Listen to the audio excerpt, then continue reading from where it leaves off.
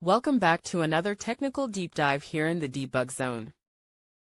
Today, we're tackling a big question and breaking it down with insights from other users. Hopefully, this clears up some misconceptions and helps you get the answer you need. So buckle up, stay a little curious, and let's jump right in.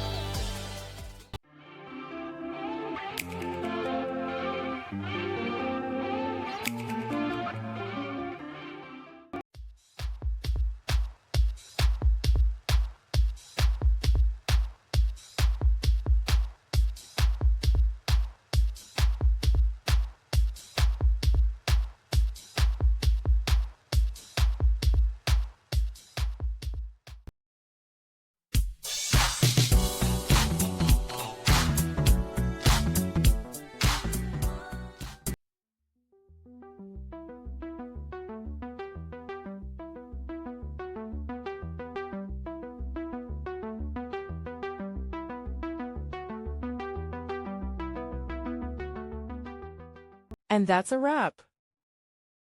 I hope you found the answer you were looking for. If you did, take a second to hit that subscribe button. It really helps out. And let me know in the comments which solution worked best for you. See you next time in the debug zone.